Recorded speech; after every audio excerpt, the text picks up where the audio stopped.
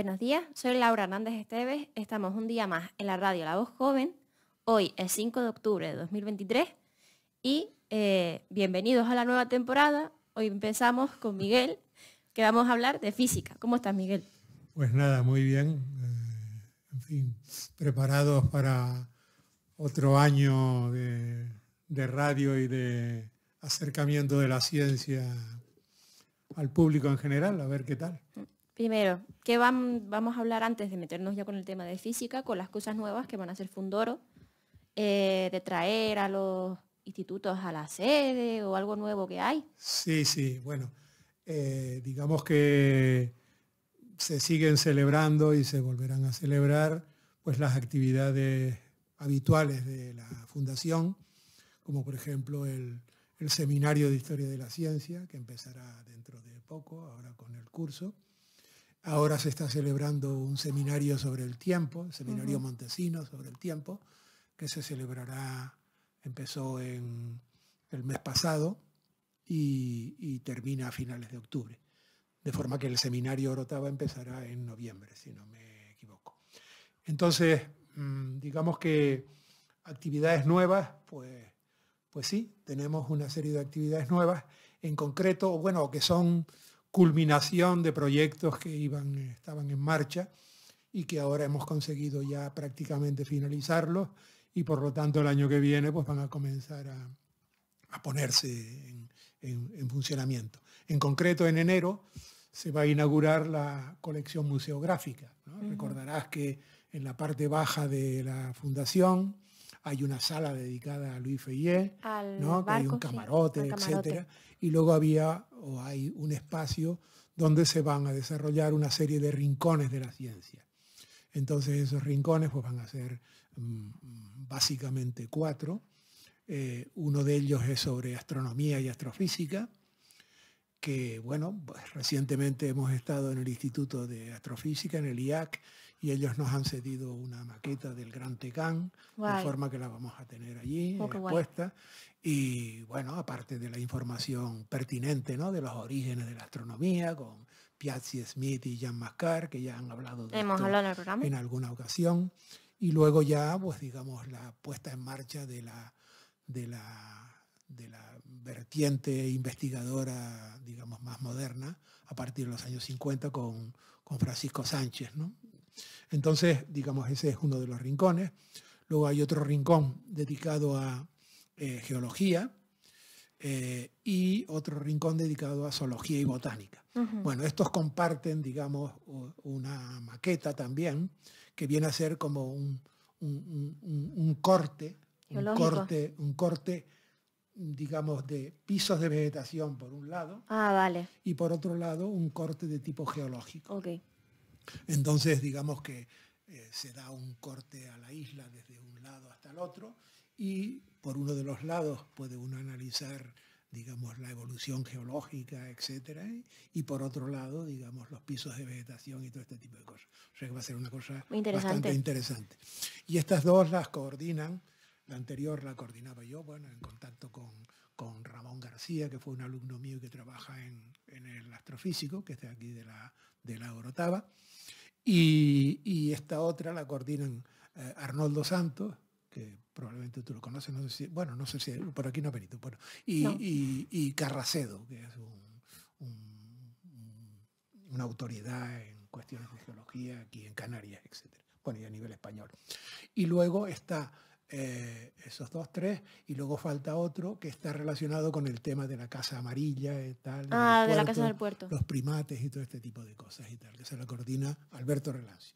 O sea que tendremos pues 4, digamos, lugares de la ciencia y tal, allí en la parte baja. Entonces, digamos, en esto también hay pues una escultura, hay también, digamos, una recreación, una maqueta del espacio de la Casa Amarilla en el puerto y tal. Y luego hay también, incluso también, una maqueta relacionada con el tema de la medición del Teide por Borda y tal. O sea que yo creo que va a quedar un espacio enormemente atractivo y, digamos, la Orotava podrá contar pues con un museo más relacionado con el tema de los viajeros, naturalistas, etc. O sea, yo creo que va a ser una cosa interesante.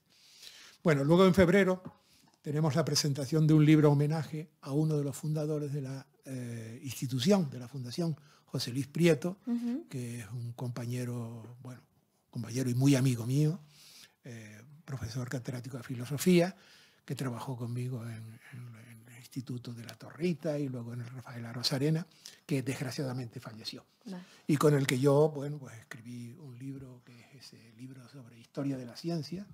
Es un libro que escribimos él y yo, entonces, digamos, y desempeñó una actividad fundamental en la consolidación de la fundación como tal. Fue secretario de la fundación durante bastante tiempo. Y entonces vamos a presentar un libro homenaje a José Luis en febrero. Bueno, luego en marzo vamos a estrenar en La Orotava una obra de teatro sobre Luis Feyé, que se cumplen ahora. Similares obras de teatro de esta. Bueno, se han hecho un par de obras de teatro que han auspiciado la Fundación. Una se hizo sobre Galileo y otra se hizo sobre una obra de Enrique Jardiel Poncela, que era La vida con freno y marcha atrás o algo así, que era sobre el tema este de qué pasaría si fuéramos inmortales. Vale. Tal, ¿no? Y ahora esta es, digamos, con un guión de Manolo García, que es un profesor de griego del Instituto en Los Realejos, pero que ha estado vinculado estrechamente a la Fundación, porque las dos obras esas que te he mencionado las ha dirigido él, etc. Y esto en este caso él ha hecho como un guión sobre las aportaciones y la vida de Luis Feyé, y entonces la idea es estrenarla en La Orotava, esa obra de teatro. Digamos que este asunto de Luis Feyé tiene otro recorrido también, porque más adelante, digamos en junio, habrá un encuentro en El Hierro conmemorando los 300 años de la llegada de Luis Feyé para el tema de lo del meridiano, en fin, todo este tipo de cosas. Entonces estamos en conversaciones para hacer unas jornadas en El Hierro, precisamente sobre el asunto este de la llegada de Luis Feyé. Seguramente, bueno, con toda seguridad la obra se representará también allá, y además pues habrá alguna charla, habrá también, digamos, alguna exposición que se haga en torno a esto, etc. Bueno, luego también, volviendo otra vez a marzo, digamos, se va a presentar el tercer número de la revista Meridiano Cero, ¿no? Entonces, bueno, ya vamos por 3 números. Estamos bastante ilusionados con este asunto. Y en marzo también se van a inaugurar unas jornadas sobre biomedicina, con el título de Terapias Biomédicas Pasado y Presente. Vale. Entonces, esto es un encuentro parecido a otros que hemos celebrado en torno a...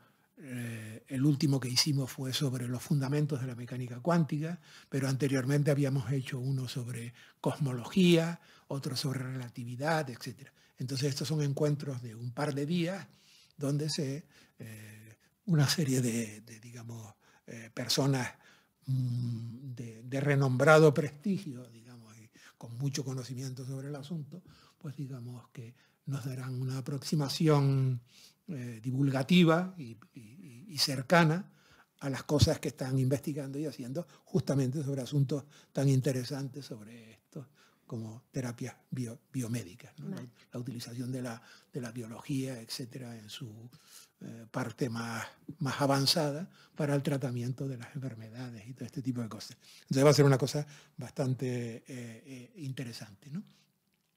Bueno, luego digamos que hay otra cuestión que le hemos dado un cierto giro, y es el que tú recuerdas que nosotros teníamos como una de las actividades el que las exposiciones que nosotros teníamos pues viajaran a los institutos, ¿no? Sí. O sea, los profes las solicitaban y entonces pues, digamos, se las llevaban y tal, y las tenían allí durante una semana o cosas así, y luego pues las retornaban a la fundación. Pero ahora, como tenemos la posibilidad de que la parte baja de la fundación, digamos, es bastante amplia, sí, ¿no? Pues pensamos que probablemente, bueno, más interesante o una experiencia distinta podía ser el que nosotros montáramos las exposiciones allí y los alumnos, bueno, somos conscientes de que básicamente los de la zona del valle, sí, pues digamos, fueran al local nuestro a verlas. Y entonces y de paso allí, ya ven las maquetas, ven claro, el camarote. Claro. Sí, lo de las visitas, digamos, a cuando se inaugure el museo, pues digamos, eso estará abierto durante todo el año y al público y a los alumnos por descontado. Pero esto en concreto, pues digamos, irían y allí alguien de la fundación, pues lo que haría sería bajar y explicarles la exposición. Quien les explica la exposición la conoce a fondo y no es como un profesor que se la lleva, que tendría que estudiársela.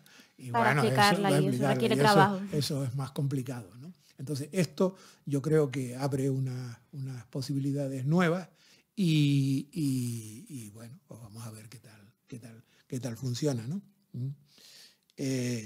Bueno, digamos que también tenemos en enero, en concreto, una de las exposiciones, la última que hicimos, que fue sobre Sin tiempo no hay nada, que era algo relacionado con la evolución, que se llamaba Estampas de evolución, que no sé si hablamos de ella. Llegamos a hablar sobre el problema de haber medido cuánto tiempo tenía la Tierra. Ah, exactamente. Bueno, pues efectivamente, alrededor de esa idea, ¿no? de esa controversia que hubo en su momento sobre cuál era la edad de la Tierra, ¿no? Y entonces, digamos, alrededor de esa idea, ¿no? de que había una cronología bíblica que le daba a la Tierra pues, unos 4.000 y pico años. Y ya está. Y exacto, y entonces, digamos, las evidencias en contra que los restos geológicos, etcétera y tal, mostraban. Pues bueno, alrededor de esa idea hicimos esa exposición y esa exposición la vamos a exhibir en el Instituto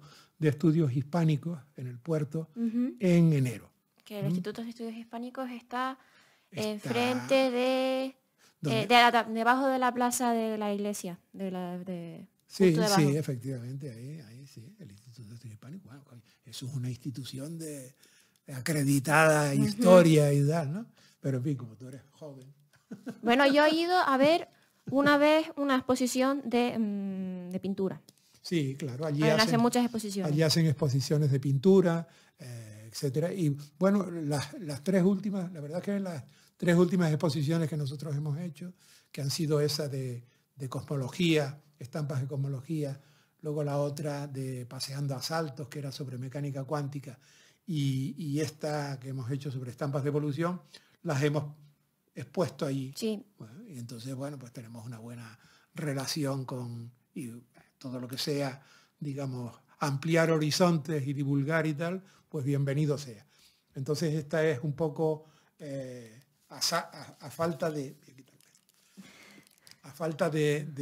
alguna otra cosa que surja, pues un poco el panorama para el próximo o sea, año. que empezamos cargaditos, pero son un montón de cosas. Sí, pues sí. Claro. Bueno, se están como cerrando, porque en cierta medida se va a cerrar como un ciclo de la dirección en la fundación y tal, y entonces como, digamos, todo lo que queda remate, por hacer, lo que queda el remate pendiente, etcétera, ¿no? Bueno, también hay toda una serie de actividades y tal, pero bueno, ya las contarán con más detalle, pues digamos, cuando venga por aquí Tomás o Miguel Ángel o lo que fuera, ¿no? Y bueno, vamos al tema. Importante. Bueno, no sé si es exactamente el tema importante. A mí me mandaron un WhatsApp y me dijeron, vamos a hablar de física. Bueno, que dije, bueno, si viene Miguel Ángel es porque vamos a hablar, Miguel Hernández es porque vamos a hablar de física. Porque ya sabemos de quién es. Cuando viene Tomás a veces vamos a hablar de cómics. Es como, yo ya sé de qué va cada tema. Y me dijiste, vamos a hablar de teoría de cuerdas, que no vamos a hablar teoría de cuerdas no, te dije yo. Yo te dije de teoría cuántica de campo. Teoría cuántica de campo. ¿Y yo por qué leí teoría de cuerdas? Bueno, pues eso, vamos a hablar de la teoría cuántica de campos y me dijiste sobre la unificación de... Bueno, sí. Bueno, en realidad, digamos que yo cuando estudié la carrera nunca estudié teoría cuántica de campos. Entonces esto es un divertimento que yo tengo ahora una vez que estoy jubilado y que ya no tengo ocupaciones, digamos, mundanas a las que dedicarme, me dedico pues a ocupaciones divinas. Entonces... Vamos a hablar sobre cómo funciona el universo, que eso es complejo. Claro, es muy complejo.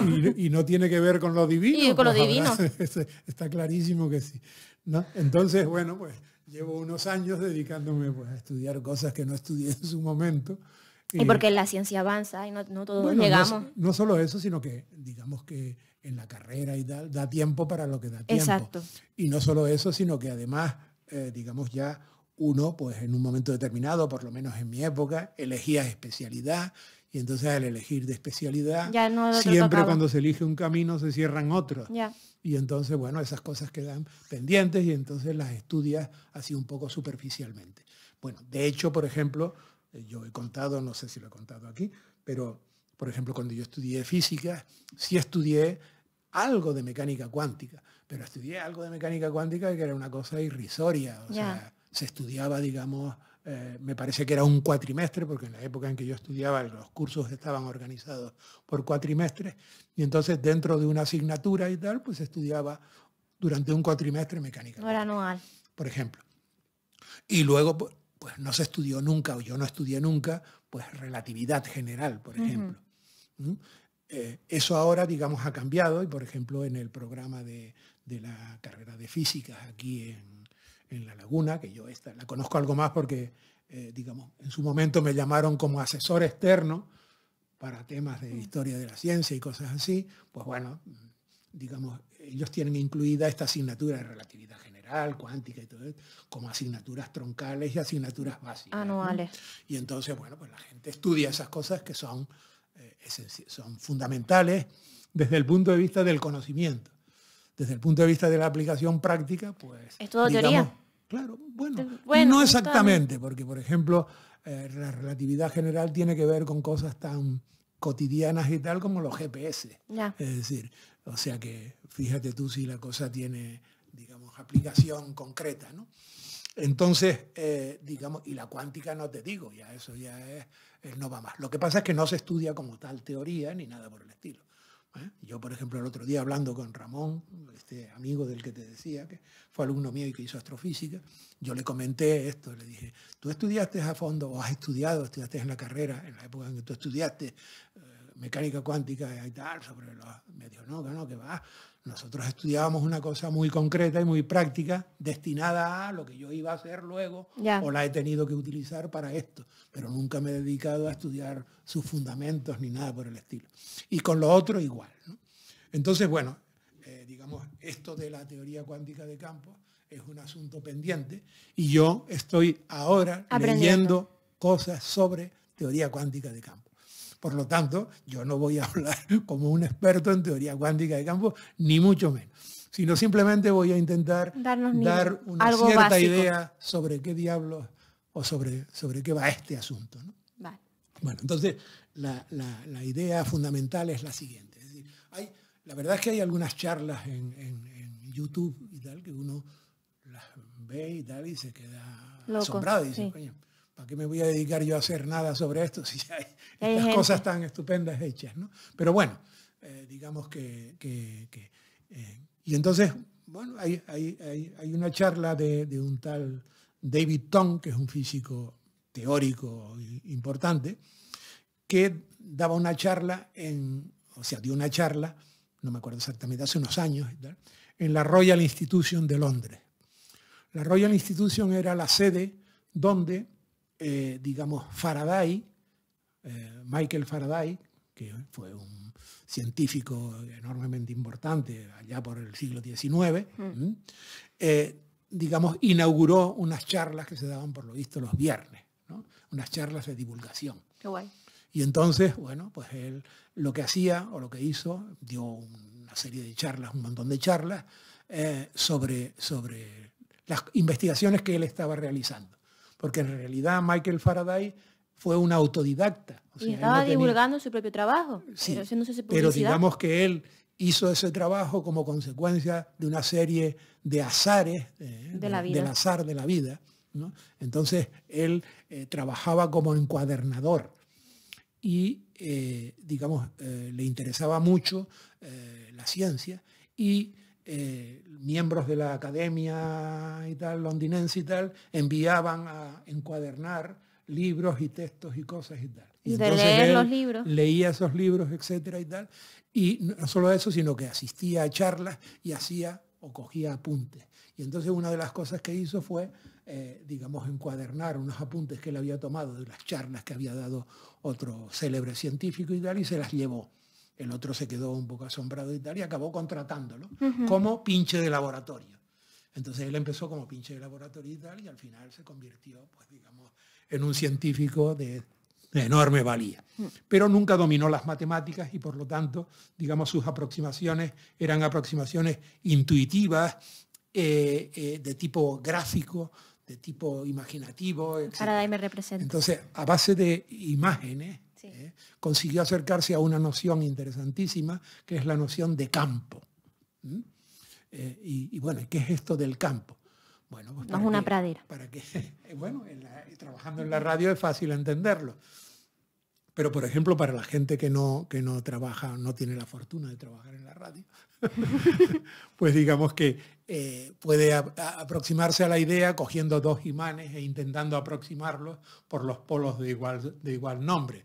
O sea, dos polos sur o dos polos norte. Entonces, nota que no hay manera de pegar los dos imanes uno al otro, sino que parece haber en medio algo que los repele, ¿no? Entonces, digamos, Faraday introdujo la noción de campo y esa noción de campo se quedó en la física. Digamos, ¿por qué era novedosa esta idea? Bueno, pues porque, digamos, con anterioridad a la época de Faraday, la gran unificación que había habido en física era la unificación de Newton, ¿no? Ya lo habíamos hablado. ¿No? Habíamos hablado también de este asunto, ¿no? El hecho de que la física que acontece en las proximidades de la Tierra y tal es la misma que la que rige el universo a mayor distancia y a mayor escala, ¿no? Entonces, digamos que cuando Newton consiguió plasmar eso mediante unas ecuaciones matemáticas, Newton en cambio sí era un matemático excelente. ¿no? Digamos que entonces cuando él consiguió escribir las ecuaciones de la gravitación, la ley de gravitación universal, se observa en esa ecuación que la fuerza que una masa ejerce sobre otra depende de la distancia. De forma que si uno mueve una masa, mediante esa fórmula, automáticamente la fuerza actúa sobre esa masa. Se ejerce sobre la otra masa que puede estar a enorme distancia. Entonces, claro, digamos, había como una acción a distancia. Es decir, algo que está aquí actúa sobre algo que está allá, pero directamente y, digamos, de forma instantánea. Ya. Ni siquiera Newton, aunque escribió esta fórmula y funcionaba perfectamente, ni siquiera Newton, a digamos, aceptaba esta idea y pensaba que era absurdo creer que algo que está aquí actúa a distancia sobre algo que está allá sin que haya nada que medie, ¿no? Nada que haya y que vaya desde un lugar hasta el otro. Bueno, digamos que la unificación newtoniana y tal, y las cosas que se desarrollaron en la química, dieron como origen a la teoría atómica, la teoría atomista, ¿no? Es decir, que toda la materia estaba constituida por átomos de distinto tipo y que aparecen, ¿no?, en la famosa tabla periódica de los elementos, ¿no? O sea, que tiene una pinta, como decía este científico al que te mencioné, dice, uno ve la tabla periódica y tal, y dice, coño, qué cosa tan extraña esta. Tiene una configuración rarísima, se parece incluso, él decía, dice, al mapa de Australia, digamos, tiene como una oquedad y tal, y luego por debajo y tal, ¿no? Y luego encima hay que añadirle cosas que no caben en la tabla, hay que ponerlas por fuera, que son las tierras raras y todo este tipo de cosas, ¿no? Y tal. Entonces, es una cosa, digamos, fea. Es fea, pero tiene sentido, todo tiene un sentido de por qué están las filas y por qué están... Claro, ¿no? Entonces, la tabla periódica tiene efectivamente sus patrones, sus regularidades, que... digamos, si uno estuviera en el siglo XIX, diría, bueno, ¿de qué están o cuáles son los ladrillos del universo? Pues la tabla periódica. Pues la tabla periódica. Los elementos que están aquí, ¿no? Y, digamos, tienen características y son átomos. Que conocían en el siglo XIX, porque se han ido... Los que conocían, claro, lo que se ha ido ampliando, ¿no? Pero la idea base era que esos eran los pilares del universo, ¿no? Los ladrillos sobre los que se construía todo lo demás. Y ya, y ellos vivían tranquilos y ya está. Lo único que pasa es que, digamos, finales del siglo XIX y tal, pues se descubre una partícula más pequeña que los átomos. Es que los físicos nunca pueden tener la fiesta en paz. Pues claro Siempre que no. descubriendo algo. Y efectivamente las cosas siguen siempre, hay que ir siempre Más allá. más allá, ¿no? Entonces, digamos que descubre eso, esa partícula que es el electrón, que es más pequeño que todos los átomos habidos y por haber. Bueno, ya en realidad más de uno había atisbado que los elementos aquellos químicos debían tener una estructura interna, porque si no, no se explicaba que tuvieran propiedades parecidas los que aparecen en la misma columna, sí, ¿no? la misma columna. Entonces, bueno, pues digamos, parece lógico pensar que hay una estructura interna. Cuando se descubre el electrón, se descubre efectivamente de que es un constituyente de esa estructura interna, y luego ya pues se empieza a analizar qué diablos hay en el interior de los átomos, ¿no? Entonces aparece el Ernst Rutherford, ¿no? Sí. Que envía una sonda al interior de los átomos, y ve cómo sale y trata de describir lo que hay dentro, ¿no? Como la caja negra esa famosa, ¿no? Sí. Yo meto una señal, veo lo que sale y deduzco lo Ya que hay en el interior. De lo de las rejillas y todo esto, de eso sí, hablamos. De eso hablamos, sí, sí. Bueno, pues entonces digamos que descubre que el átomo tiene un núcleo, ¿no? Siempre lo compara como si fuera una mosca en el interior de una catedral, ¿no? O sea, una cosa diminuta y tal, y lo otro es bastante mayor. El átomo es bastante mayor que el núcleo. El núcleo es una cosa diminuta y tal, y con una carga positiva. Entonces, bueno, pues digamos, ahí en el interior hay más cosas y tal. Entonces, claro, las cosas van evolucionando y tal, y al cabo de, a mediados del siglo XX y tal, pues se determina que en realidad los protones y los neutrones que están en el núcleo no son elementales, sino que están constituidos por cosas a su vez más pequeñas, ¿no? Esto parece, digamos... Todo más chiquito, como una matriosca. Efectivamente, vas abriendo y vas encontrando cosas en el interior y tal. Bueno, pues lo que hay en el interior son pues, los quarks. Hay dos tipos de quark, a los que se les dieron un nombre, pero que no tienen nada que ver con lo que son. El nombre no tiene ningún sentido con las propiedades. Se les dio, digamos, un quark arriba y abajo, up and down y tal. Bueno, y entonces existía la nueva tabla periódica, vamos a decirlo así, los nuevos ladrillos del universo, pues pasarían a ser los electrones, los quarks, up and down, los dos tipos de quarks, y otra partícula extraña y tal que deambulaba por ahí, que interacciona muy poco, que son los neutrinos, ¿no? Entonces, con estas cuatro cosas está constituido el universo. Y entonces lo que vamos a hablar hoy de los quarks. Esta era la idea. Esta era la idea, digamos, o la nueva tabla periódica. Luego, por extrañas razones que los físicos no entienden, y los científicos no entienden, resulta que esta digamos, aparición de cuatro cosas distintas se repite a otra escala. Es decir, existen otras cuatro cosas similares a estas, pero con distinta masa, dos veces. Es decir, existen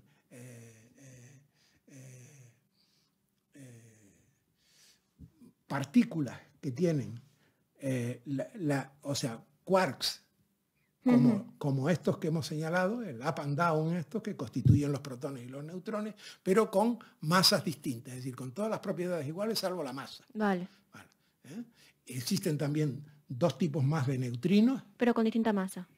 Los neutrinos prácticamente esos no tienen masa y tal, pero dos neutrinos de características distintas y tal, y dos partículas parecidas a los electrones y tal, con distintas masas también. De forma que eso es lo que forma la familia, la nueva tabla periódica. Vale. Es decir, es un conjunto de 12 cosas. Vale. De 12 cosas y tal. Y luego hay... Al universo le gustan los números pares. Pues luego hay un añadido posterior, que hay otra cosa más que se llama ya no son pares. El Higgs. Algo son de Higgs. La partícula Higgs, que es teóricamente la que dota de masa a las demás. Es decir, la existencia del Higgs es necesaria para que las partículas tengan masa y tengan la masa que tienen. Vale. Esta es un poco la idea, ¿no? Entonces, esta es como la nueva tabla periódica. Y en la idea que se tenía, digamos, a finales del siglo XIX, principios del XX y tal, la idea que se tenía a principios del siglo XX era que existían las partículas, ¿no? Los átomos y tal, antes de los quarks y todo esto. Los quarks y todo esto es de los años 60. Sí, es tal, más relativo. Sí, ¿no?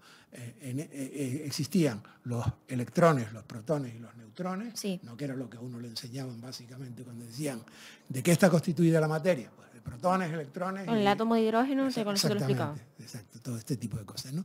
Y además existían una serie de fuerzas. Por ejemplo, la fuerza gravitatoria y la fuerza electromagnética, los campos eléctricos y magnéticos. Bueno, digamos que... las partículas iban por un lado y las fuerzas por otro. Y las fuerzas por otra. Digamos que la segunda gran unificación que se produjo en la física fue justamente una unificación relacionada con los campos, que es las ecuaciones de Maxwell, que son la puesta en términos de lenguaje matemático de muchas de las intuiciones de Faraday. Vale. O sea, Faraday, digamos, en su aproximación a la ciencia, lo que hacía era, para describir los fenómenos, hablar de lo que llamaba líneas de fuerza. Es como si el espacio estuviera lleno de una serie de líneas que no vemos, líneas de fuerza, de tal manera que cuando yo coloco ahí, digamos, una carga de prueba, por ejemplo, si sobre ella aparece una fuerza, entonces es que en ese punto donde yo he colocado la carga existía previamente un campo.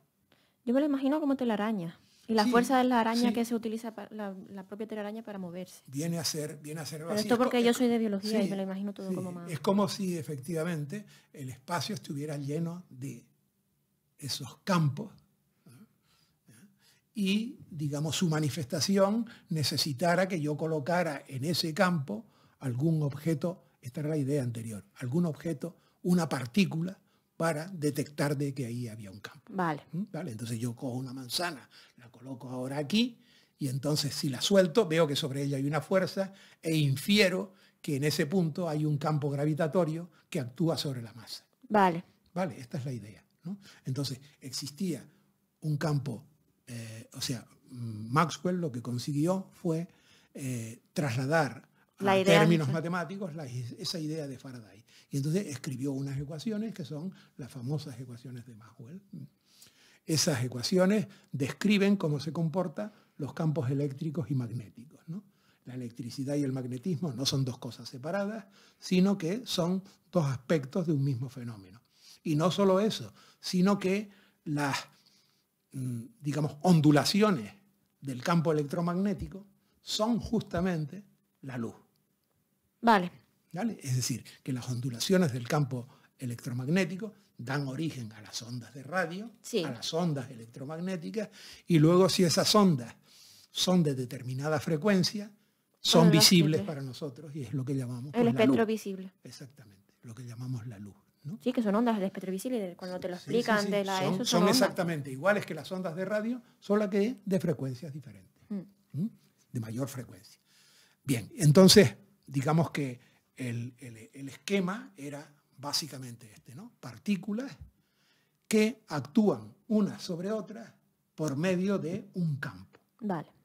De forma que lo fundamental son las partículas, son los actores, ¿no? Los actores. Son la variable independiente. Lo importante, ¿no? Las partículas, y lo otro, digamos, es... Pero bueno, luego, digamos, las cosas se complican porque a principios del siglo XX y tal, pues sabes que tienen lugar las dos famosas revoluciones, la cuántica y la revolución relativista, y entonces, pues digamos, el escenario cambia radicalmente, ¿no? Lo que antes se pensaba empieza a ser puesto en cuestión, y muchas de las cosas que se creían pues resultan ser, digamos, aproximaciones en un mundo en el que nos movemos a poca velocidad y donde lo que observamos tiene unas dimensiones determinadas. Vale. Si penetramos muy en el interior de los objetos, digamos, el comportamiento es pasa diferente. A ser diferente. El comportamiento micro siempre es complejado, claro, al macro. Y si nos movemos a mucha rapidez, pues digamos también las cosas son completamente distintas. Bien, entonces, digamos que el intento de poner de acuerdo o en común la relatividad y la mecánica cuántica es lo que acabará generando o dando origen a la teoría esta cuántica de campos.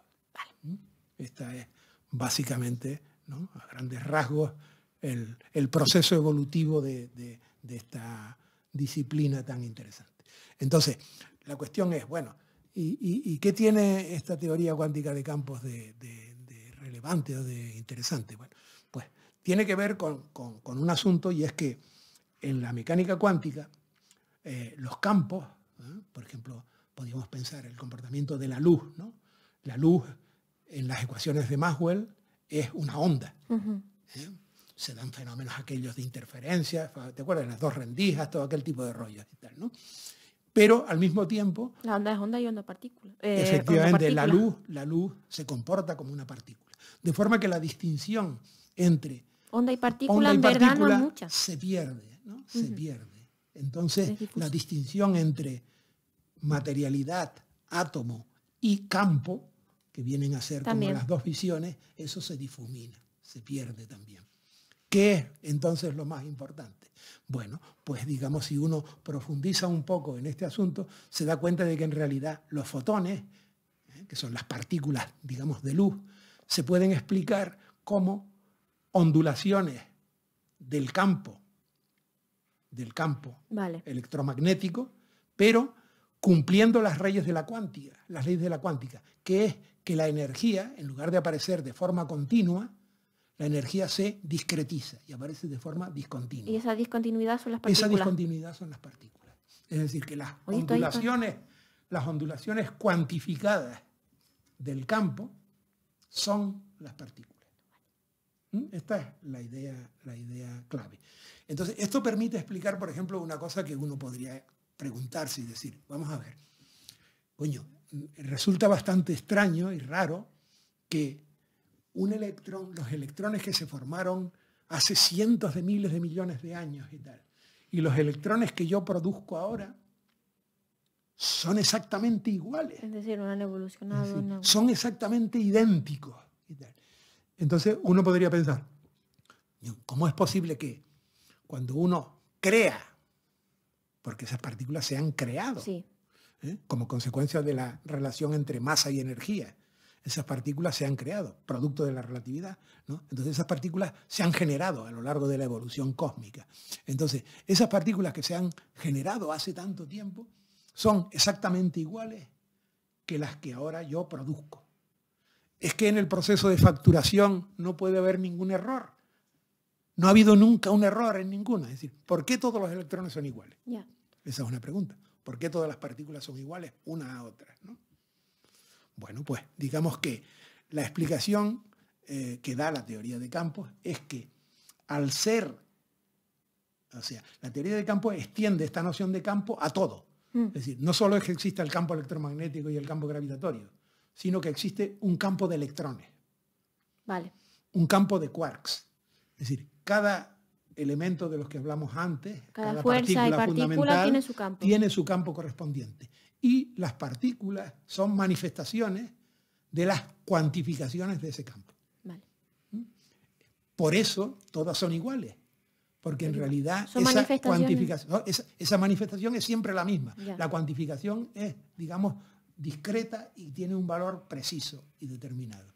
Por eso, digamos, todas son iguales siempre. Entonces, resulta que nuestra idea de que tú y yo estamos formados por átomos y todo este tipo de cosas y tal, puede resultar sugerente, incluso hasta poética, ¿no? Pero digamos, resulta todavía más poética que somos la manifestación de un campo. Somos en realidad... De los campos. Exactamente.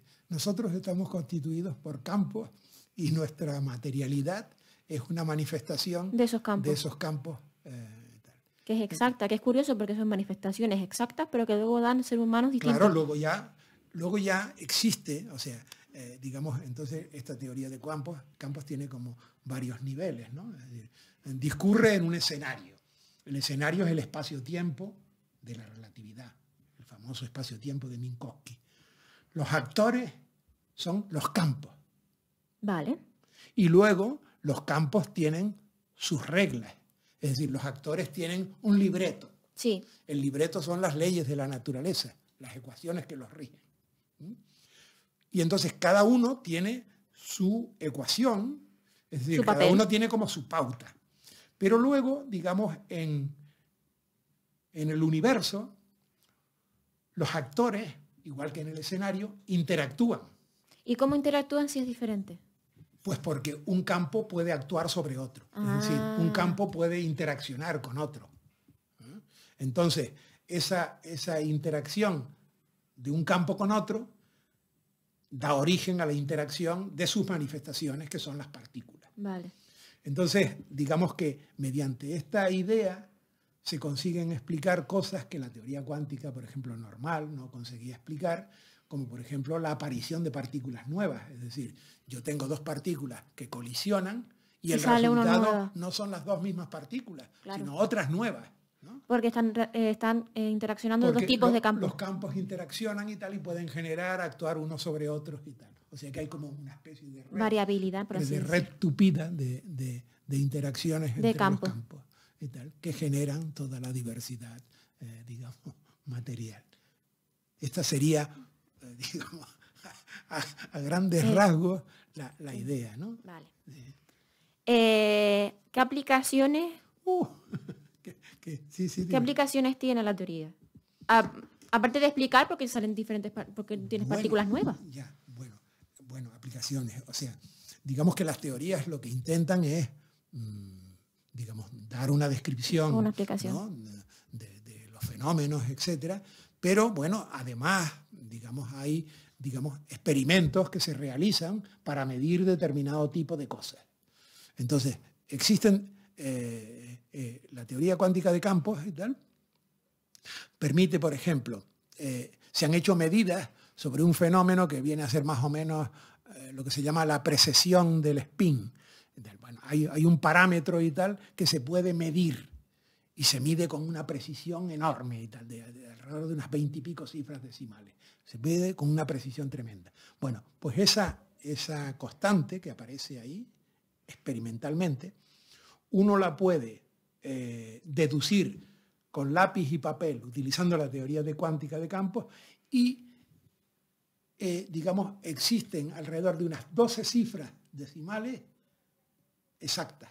Vale. Decir, mi predicción teórica coincide en un orden de 12 cifras decimales y tal, con el resultado de medida. Es decir, es la teoría más precisa que existe. Es decir, ninguna otra teoría tiene tanta precisión. Claro, predice con esto tal, y como decía este hombre, dice, bueno, en campos de la ciencia de no sé cuánto ni se sabe, ¿no? Con que llegues a un 1% o un tal, ya está fenómeno y tal, el ajuste, ¿no? Y tal. Dice, bueno, y en economía no digamos, ¿no? En economía es que no aciertas ni de broma. Entonces, digamos que la idea es esta, es decir, existen efectivamente, digamos, resultados obtenidos teóricamente que concuerdan exactamente con las medidas llevadas a cabo y tal, ¿no? Y entonces, bueno, el interés de la teoría cuántica de campos y tal es que, digamos, uno puede al final escribir una enorme fórmula que deba llegar a la conclusión. Donde tú en esa enorme fórmula tienes, digamos, explicación de para todo lo que existe. Toda la realidad. Con una salvedad, ¿no? Y es que, como ya hemos comentado en alguna otra ocasión, digamos que parece existir en el universo un tipo de materia y energía que se llama oscura y tal, que eso no se de sabe. La que no tenemos ni idea. Entonces, claro, esa ecuación no puede ser, digamos, el último eslabón, sino hay más. Siempre hay más. Siempre hay más. Siempre vamos. Entonces, digamos que donde se hacen investigaciones, bueno, sobre este tipo de cosas y tal, bueno, pues tienen que ver, por ejemplo, con el famoso acelerador de partículas y tal que está en el CERN, cuya último éxito fue el descubrimiento de la partícula esa Higgs, que esa partícula se necesitaba para que la teoría que se desarrolló a partir de todas estas cosas que hemos mencionado, que se llama teoría estándar, digamos, tuviese su cierre, ¿no? Y entonces esa partícula se descubrió. Luego, por lo visto, según me he enterado, digamos, cesó la actividad del acelerador, lo tuvieron durante 2 años modificando y tal, y haciendo cambios y tal. Sí, sí, puesto a punto. Y entonces lo pusieron en funcionamiento otra vez, esto fue en el 2012, luego estuvo, y en 2015 se volvió a reactivar, y digamos, con más energía todavía.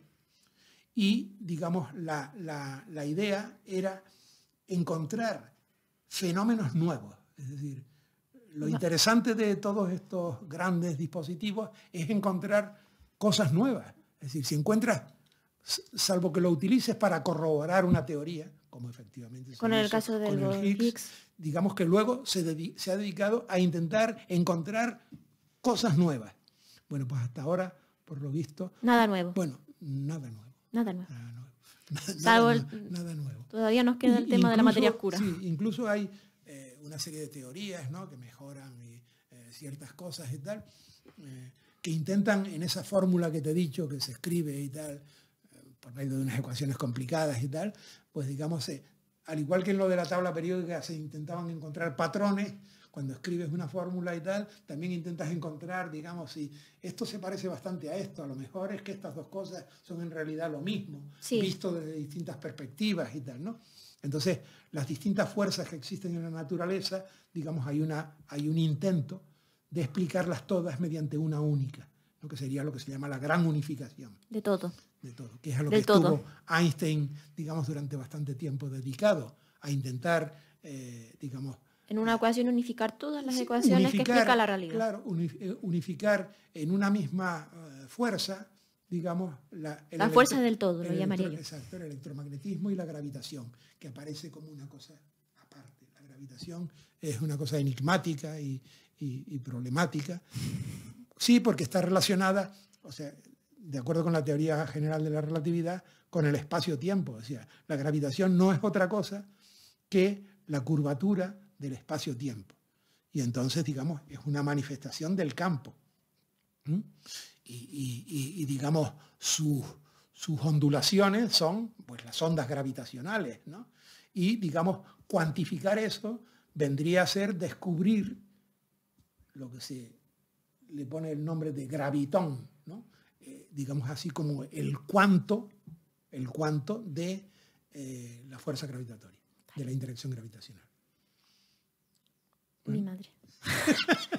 Es que acabamos un episodio de física como... Yo me empiezo a cuestionar mi vida, empiezo a cuestionar todo, la realidad. No, bueno, pero... Digamos, a ver, yo es verdad porque tú estás... Digamos que esto da una... A mí me cuesta siempre ver o imaginar Tú piensas que yo he sido capaz de ver células haciendo la mitosis o la meiosis. Sí. Entonces, para mí ya eso es como lo más chiquito que he visto. Ya, claro. Lógico. O bacterias. No, lo más chiquito que he visto son bacterias. Ajá. Ya para mí, que eso es lo más pequeño, te tienes que imaginar que algo que ya estás viendo en el microscopio, aún más pequeño todavía, es complejo de entender. Claro. Bueno, digamos que cuando... complejo no de entender, sino de percibir. Ya. Cuando el famoso Hooke, ¿no? Richard Hooke, ¿no es? Que escribió un libro que se llama Micrografía, que tiene... el Leeuwenhoek. Leeuwenhoek es el de microscopio. ¿El de microscopio? Hooke. Sí. Robert Hooke. Publicó un libro que se llama Micrografía y tal, donde allí está dibujado y tal las cosas que él vio. Bueno, la gente le decía, eso son disparates. No son disparates. Claro. Quiero decir que desde el momento en que una tecnología nos permite ir más allá y ver más allá, pero claro, llega un momento en que ya no vemos, sino, digamos... Percibimos o imaginamos. Bueno, o detectamos en función de las manifestaciones y tal, ¿no? Como Fahrenheit no calculaba, percibía. Ya. O se intuía. Ya, pues por eso. Entonces, claro, digamos que de hecho, bueno, teóricamente y tal, tú sabes que estas cosas siempre hay tendencia a usar algunas frases para definir las cosas, ¿no? Y entonces, digamos que ahora, pues, este científico que te decía yo, David Tong, que tiene esa charla tan bonita, decía, la teoría cuántica de campos es literalmente el lenguaje en el que las leyes de la naturaleza están escritas. O sea que la teoría cuántica de campos es, digamos, no va más. Lo que pasa es que, claro, a diferencia de aquello que decía Galileo, que no, que el libro de la naturaleza está escrito en el lenguaje de la geometría, de los triángulos y de los círculos y tal, las cosas ahora son muchísimo más complicadas. Y la matemática que encierra la teoría cuántica de campos es una matemática complicada. De hecho, según mencionaba este hombre también, existen unos 4 o 5 problemas de estos irresueltos en la matemática, que además dan $1 millón al que lo consiga resolver. Y uno de ellos tiene que ver con este asunto de la teoría cuántica de campos. ¿El qué? Una de conseguir, digamos, dar una teoría que lo explique absolutamente todo. Y tal, y que explique las razones de por qué y tal. O sea, esto, digamos, el que lo resuelva. Que lo resolverán todos, siempre se llega. Bueno, digamos que a lo mejor sí. Bueno, de hecho, no hace mucho resolvieron el famoso problema aquel de Fermat y tal, ¿no? Y X a la N más Y a la N igual a Z a la N y tal. Si existía N enteros o no sé qué, en fin, no me acuerdo exactamente cómo era, pero era un problema que Fermat despachó en el margen de un libro que tenía. Se aburría. Y dijo, no, esto es sencillo, no sé cuánto. Y nadie sabía hacerlo. Sencillo para ti. Quedó, bueno, está clarísimo que Fermat no lo resolvió, eso es evidente. Sería el colmo que lo hubiera resuelto en un plis-plas. Fermat se equivocó y puso ese problema que se consigue resolver cientos de años más tarde. Y con una matemática de una complejidad considerable. Que a lo mejor una complejidad que él no tenía. Claro, él no tenía herramientas para resolverlo. O sea que, digamos que un poco, bueno, hemos charlado un rato sobre lo que va a ocurrir en Fundoro los próximos meses y sobre física, que siempre está bien. Así que nada, muchas gracias Miguel por venir. Bueno, por contarnos. Que esta vez sí que les he dado un buen repaso. El último programa que hicimos, no, porque de ese hablamos de cultura científica, pero el anterior, que vendría bien escuchárselo antes que de los tuyos, escucharse porque hablábamos de muchas cosas, de las que explicábamos muchas cosas que aquí nos vienen a ser útiles, saberlas de repaso. Bien. Por cierto, hoy es el Día de los Profes. Feliz día. Estupendo. Pues los felicitamos. Entre todos.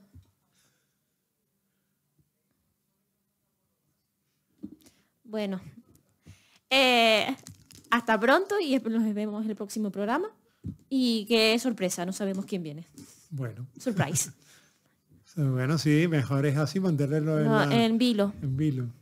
Bueno, hasta más ver.